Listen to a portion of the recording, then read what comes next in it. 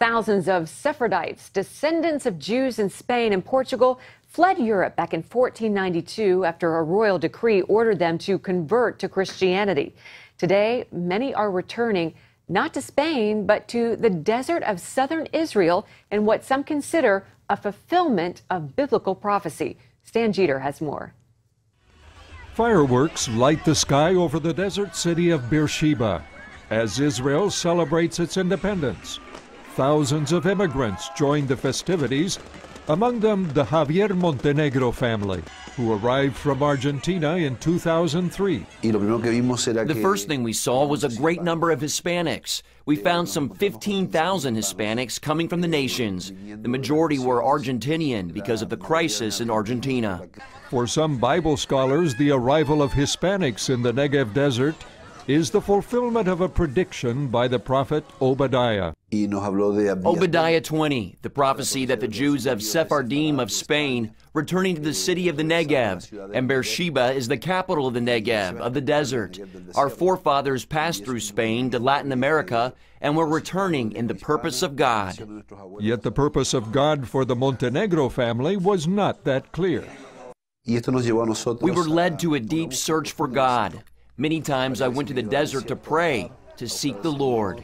Montenegro is a Christian whose mother was Jewish. He believed God wanted him to start a church, but Beersheba's spiritual climate was very cold. People didn't want to hear about the Lord, about Jesus, Yeshua, so we felt like the only ones in the city who thought differently. They invited people one by one and started a small congregation. But another challenge soon reared its head: persecution. The religious Orthodox, they think that they are like the spiritual police of the country. Ultra-Orthodox Jews actually attacked a Messianic congregation in Beersheba in 2005. There have been threatening phone calls and more. In our neighborhood, the Orthodox rang the doorbells of all our neighbors and told them we were unwelcome people, that we were missionaries and we could change the way people think, that we were dangerous to the children. In spite of opposition, the Hispanic congregation began to grow. Today, the Negev Bible Center is a community of some 80 people. But many of those gathered here have thought of returning to their homeland. Life is expensive in Israel, and the work available to Hispanics, cleaning offices and buildings, pays very little. So husband and wife both have to work many hours just to survive, and it's not enough. So they can't have a car. There are a lot of limitations. So we help with food. We try to help our brothers, but there's not enough, and there's so much need. Life in Beersheba is not only hard, it can be dangerous. There's the threat of war and Palestinian missiles. We're 25 miles from Gaza. We've started to receive missiles in the city. Every war that we've had has helped the Hispanics to turn to God. The congregation has plans to buy their own bunker for 500 people. When the warning siren goes off, residents only have a minute to find shelter. So we need a place of refuge, because the time of war is when we most want to be together as a family of the Lord, praying, worshiping the Lord.